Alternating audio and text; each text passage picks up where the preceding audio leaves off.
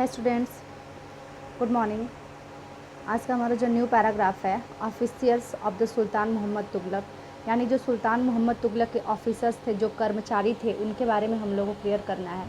इसके पहले हम लोगों ने देखा कि सल्तनत काल के समय में जो पदवी थी, यानी इनका जो भी अपने साम्राज्य के तहत या फिर अपने शासन के तहत जिसको भी ये लोग शासन पे बैठाया करते थे, तो उनको ये नहीं देखते थे कि वो ऊंचे कुल का है कि वो नीच कुल का है, ठीक है। यानी सॉरी, आप बुरा नहीं मानिएगा, वो अपर कास्ट का है या लोअर कास्ट का है, ये सारी चीज़ें इनके शासन काल में, सल्तनत काल में नहीं देखी जाती थी।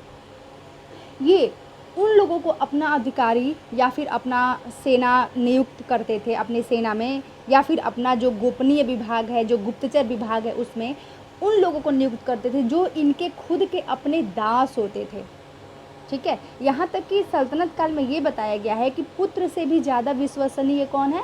दास है, ठीक है। इसके पहले हम लोगों ने क्लियर किया था, तो इतना तो हम लोगों ने पढ़ लिया है। और भी इनके कुछ जो कर्मचारी हैं, देखिए ऑफिसर्स यानी कि जो कार्य कर्मचारी हैं, इनके ऑफिसर में काम करने वाले मोहम्मद तुगलक के शासनकाल में, आइए उनको देखते हैं कि वो कैसे हैं, क्या हैं, और ये इन्होंने मोहम्मद तुगलक ने और कौन या फिर किन किन ऑफिसर्स को, किस कास्ट के लोगों को किस पदवी पर बैठाया था, ठीक है। चलिए स्टार्ट करते हैं आज का हमारा ये पैराग्राफ। साइड में तो ये जाएगा ही नहीं, कहीं इसको हटाना पड़ेगा ही। देखिए, सुल्तान मोहम्मद तुगलक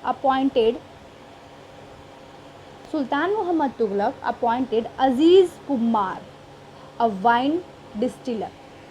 सुल्तान मोहम्मद तुगलक ने अजीज़ कुल्लार दिया है, यहाँ पे अजीज़ खुम्बार है, खुम्बार KH है ना, हाँ खुम्बार है। अजीज़ खुम्बार नामक एक कलाल ये लोग किसको बोलते थे? देखिए, वाइन डिस्टिलेटर, जो शराब बेचने वाला था, ठीक है। यानी सुल्तान मोहम्मद तुगलक ने अजीज़ खुमार नामक शराब बेचने और ख़रीदने वाला नियुक्त किया था, ठीक है। कहाँ पे? अपने शासनकाल में, दिल्ली सल्तनत में। इसके बाद है फिरोज़ हज़ाम और बारबर। फिरोज़ हज़ाम नामक नाई नियुक्त किया था। मनका तबाख अकुक, मनका तबाख नाम का एक बावर्ची था।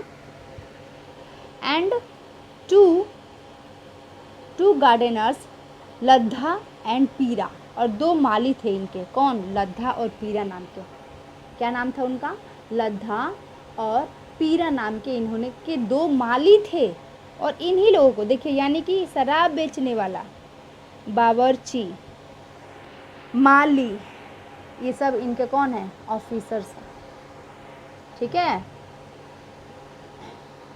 टू हाई एडमिनिस्ट्रेटिव पोस्ट, इन लोगों को एक अच्छा खासा ऊंचा पदवी मोहम्मद तुगलक के शासनकाल में मिला हुआ था। आप ही सोचिए, यहाँ पे एक शराब बेचने वाला है, एक हजाम है, बारबर है, कुक है, गार्डनर है, माली हैं, इनको इन्होंने क्या कर दिया? तुगलक ने ऊंची पदवी पर बैठा दिया। जियाउद्दीन बर्नी एक राइटर हैं, a mid 14th century Chronicle, ये 14वीं शताब्दी के मध्य में इतिहासकार रह चुके हैं Ziauddin Barani. Reported their appointment as a sign of the sultan's loss of the political judgement and his incapacity to rule. ऐसा करना क्या? जो लोअर कास्ट के लोगों को इतनी बड़ी बड़ी राजगद्दी पे बैठाना, उसको जियाउद्दीन बर्नी ने इस नियुक्तियों का उल्लेख करते हुए ये कहा है कि सुल्तान अपने विवेक का नाश कर रहे हैं, वो अपनी राजनीति का नाश कर रहे हैं, और उनके अंदर शासन करने का जो गुण है वो नहीं है, वो क्षम्य, मतलब इनकैपेसिटी, शासन करने की क्षमता उनके अंदर नहीं है। ऐसा जियाउद्दीन बर्नी ने कहा। किसको कहा? मोहम्मद बिन तुगलक को, ठीक है। यानी ये इनके आलोचक हैं। कौन? जियाउद्दीन बर्नी। किसके? सुल्तान मोहम्मद तुगलक के। क्यों ऐसा ये बोल रहे हैं? अरे भाई, अभी हम लोगों ने इसको पहले देखा ना कि साम्राज्य में ऐसे भी लोग थे जो इन ऐसे कास्ट के लोगों को ऊंची पदवी पर बैठाना जिनको मंजूर नहीं था। आगे देखते हैं। Like the earlier Sultan, the Khalji and Tughlaq monarchs appointed military commanders as governors of the territories of the varying size. These land were called ikta, and their holder was called the इक्तेदार और मुफ्ती. देखिए यहाँ दिया हुआ है कि आगे कि पहले वाले जो सुल्तान थे इनके पहले, जैसे अलाउद्दीन खलजी और जो सुल्तान तुगलक हैं, इन दोनों शासकों ने भी सेना नायकों को, जो सेना यहाँ के क्या बोलते हैं, मोनार्च जो थे, मिलिट्री कमांडर्स को अलग अलग आकार के इलाकों के सूबेदार के रूप में नियुक्त किया था. ठीक है, यानी जो भी ये सूबेदार, चाहे खलजी हो चाहे तुगलक हो, ये जिन गुलामों को ये सेना नायक बनाते थे, उन गुलामों को अलग अलग इलाके के सूबेदार के रूप में ये नियुक्त कर देते थे. These land were called इक्ता, और ये इलाके इक्ता कहलाते थे. यानी इक्ता किसके शासनकाल में था? तुगलक के शासनकाल में. इक्ता तुगलक ऐसे याद करिए, इक्ता कहते थे. ठीक है, यानी जो जगह है वो इक्ता है, जो अलग अलग प्रांत है वो इक्ता है. और the holder was called the iqtadar और द मुफ्ती, या फिर और इक्ते पर शासन करने वाले को इक्तेदार या मुफ्ती का नाम दिया जाता था. किसका नाम दिया जा रहा है? मुफ्ती का या फिर इक्तेदार का. The duty of the muftis was to lead military campaigning and maintain law and order in their इक्तास. जो मुफ्ती का जो फर्ज था वो सैनिक अभियानों का नेतृत्व करना और अपने इक्तों में कानून और व्यवस्था बनाए रखना. किसका काम था ये? मुफ्ती का. जो भी उनका इक्ता जगह है उन जगहों पर कानून व्यवस्था बनाए रखें और सेना का नेतृत्व करें. किसका काम था? मुफ्ती या फिर इक्ता का.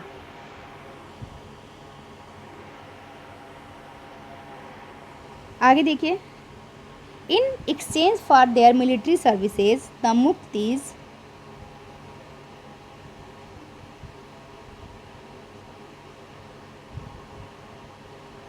चला गया. इन एक्सचेंज ऑफ देयर, यहाँ पे बीच में है देखिए, in exchange for their military services the muftis collected the revenue of their assignments as salary. और ये जो मुफ्ती हुआ करते थे, इनका तो काम था इक्ताओं पर कानून व्यवस्था बनाए रखना, और अपनी सैनिक सेवाओं के बदले में, ये जो सैनिक सेवाएं दे रहे थे राजा को, बदले में इनको वेतन के रूप में मुफ्ती अपने इलाके से राजस्व की वसूली किया करते थे. यानी मान लीजिए हमने इक्ता बनाया, इक्ता एक जगह है, मान लीजिए गांव है इक्ता पे हमने बहुत सारे सैनिक रख दिए, तो उन सैनिकों को सैलरी देनी होगी. तो उस सैलरी कहाँ से आती थी? उसी इक्ता वाली जगह से राजस्व वसूल करके जो मुफ्ती होता था वहीं पर रखे गए सैनिकों को क्या देता था? सैलरी देता था. ठीक है, तो उसी तरह से यहाँ दिया हुआ है कि अपनी सैनिक सेवाओं के बदले वेतन के रूप में मुफ्ती अपने इलाकों से राजस्व की वसूली किया करते थे. ठीक है, रिवेन्यू लेते थे, सैलरी उसी से उनको बनती थी. They also paid their soldiers from this revenue. Control over muftis was most effective if their officers were not inheritable and if they were assigned iktas for a short period of the time before being shifted. देखिए यहाँ दिया हुआ है कि राजस्व के रूप में मिली रकम से ही वे अपने सैनिकों की तनख्वाह भी देते थे. मुफ्ती लोगों पर काबू रखने का प्रयास सबसे प्रभावी तरीका यह था कि उनका पद वंश परंपरा से न चले और उन्हें कोई भी इक्ता थोड़े थोड़े समय के लिए ही मिले. ठीक है, यानी मान लीजिए हम हैं और हमको बना दिया जाए कि आप इस गांव के प्रधान हैं. ठीक है, तो हम क्या करेंगे? अब पूरा अगर हमारे अंदर ये डर होगा, जैसे मान लीजिए हम आपको पढ़ा रहे हैं. ठीक है, ये समझिए आप, हम आपको पढ़ा रहे हैं, हम स्कूल के प्रिंसिपल भी हम ही हैं, टीचर भी हम ही हैं, मैनेजर भी हम ही हैं, सब हम ही हैं. तो क्या हमारे अंदर किसी चीज़ का डर होगा? क्या हमारे अंदर प्रिंसिपल का डर होगा? देखिए, आप ही के घर में अगर आपके माँ बाप ना रहें तो क्या आपके अंदर डर होगा कि आप काम को सही कर रहे हैं या गलत? नहीं ना, मम्मी पापा का डर रहता है ना कि हम इस काम को गलत करेंगे तो मम्मी पापा हम लोग को पीटेंगे, मारेंगे, खाना नहीं देंगे या फिर जो भी हो, ठीक है। तो उसी तरह से ये जो मुक्ति थे, इनके ऊपर कंट्रोल करने का सबसे अच्छा तरीका सल्तनत काल में ये था कि इनकी जो पदवी थी वो परंपरागत नहीं थी। ऐसा नहीं है कि पिता भी वही उसी पदवी पर, बेटे भी उसी पदवी पर, पोते भी उसी पदवी पर, ऐसा बिल्कुल नहीं था। वंश परंपरागत नहीं थी। और उन्हें कोई भी इक्ता, जैसे कोई जगह बना दिया गया कि आप इस जगह के मालिक हैं, तो उस जगह को भी बदला जाता रहता था। क्यों? क्योंकि मान लीजिए अगर हम किसी को कह दें कि आपको इसी जगह के आप मालिक हैं, तो वो धीरे धीरे क्या कर लेगा, सभी लोगों को, वहाँ के लोगों को अपने में मिला लेगा और खुद ही फायदा कमाएगा। तो जब तक, इसीलिए इसका ट्रांसफ़र होता रहता था एक जगह से दूसरी जगह, कि ऐसा बहुत दिन तक कि किसी जगह पे रुके ही ना कि किसी जगह पे बहुत दिन तक रुकेगा और ना ये अपना विस्तार कर पाएगा, ठीक है। तो इस तरह से सल्तनत काल में ये क्या किया जाता था, मुक्तियों पर, यानी जो मुक्ति थे, जो एकता को संभालते थे, उन मुक्तियों पर कंट्रोल किया जाता था, ठीक है। नेक्स्ट आगे देखते हैं। Control over muqtis was most effective if their officers were not inheritable and if they were assigned iqtas for a short period of time before being shifted.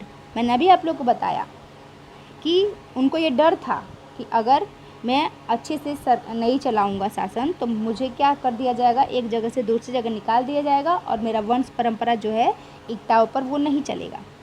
These harsh condition of services were rigorously imposed during the reign of the Alauddin Khilji and the Muhammad Tughlaq. Accountants were appointed by the state to check the amount of the revenue collected by the muktis. Care was taken that the muktis collected only the taxes prescribed by the state and that he kept the required number of the soldiers. हमने अभी देखा कि उनको स्थानांतरण भी कर दिया जाता था एक जगह पे, बहुत लंबे समय तक मुक्ति नहीं रहा करते थे। लेकिन सुल्तान अलाउद्दीन खिलजी और मोहम्मद तुगलक के शासनकाल में नौकरियों के इन कठोर नियमों का बहुत बहुत बड़ी सख्ती से पालन होता था, ठीक है। जो अभी मैंने आप लोग को बताया कि वंश परंपरागत वो नहीं रहेगा, उनका पद जो है इसके बाद से उनका स्थानांतरण कर दिया जाएगा। तो ये जो चीज़ें थी बहुत सख्ती से निभाई जाती थी किसके शासनकाल में, अलाउद्दीन खिलजी और मोहम्मद तुगलक के शासनकाल में। मुक्ति लोगों द्वारा एकत्रित किए गए राजस्व की रकम का हिसाब लेने के लिए राज्य द्वारा लेखा अधिकारी नियुक्त किए जाते थे। अब मुक्तियों के ऊपर भी एक पदवी है, जैसे हम टीचर हैं, फिर कोऑर्डिनेटर हैं, फिर प्रिंसिपल हैं, 3 पदवी है ना। तो उसी तरह से मुक्तियों के ऊपर भी एक लेखा अधिकारी हुआ करते थे और ये लेखा अधिकारी मुक्तियों द्वारा एकत्रित किए गए राजस्व का देख रेख करते थे। और इस बात का ध्यान रखा जाता था कि मुक्ति राज्य द्वारा निर्धारित कर ही वसूले और तय संख्या के अनुसार सैनिक रखे। अब ये नहीं कि हमको कहा गया है कि आप जा कर के जो सड़क पे ठेला लगा रहे हैं उनसे टैक्स लीजिएगा, तो अब हम जो घूम घूम के ले करके टोकरी में सामान बेच रहे हैं हम उनसे भी टैक्स लेंगे, ऐसा नहीं होगा। ये पूरी अच्छे से इस बात का ख्याल सल्तनत काल के समय मोहम्मद तुगलक, देखिए सबसे ज़्यादा अगर सल्तनत काल में पढ़ा लिखा कोई सुल्तान था तो वो तुगलक था, ठीक है। चलिए आगे देखते हैं, नहीं अब आगे आज नहीं देखेंगे, अब इसके आगे हम लोग कल देखेंगे एज द दिल्ली सल्तनत के यहाँ से, ठीक है। आज के लिए इतना ही, फिर इसके आगे कल पढ़ेंगे। ओके बाय बच्चों।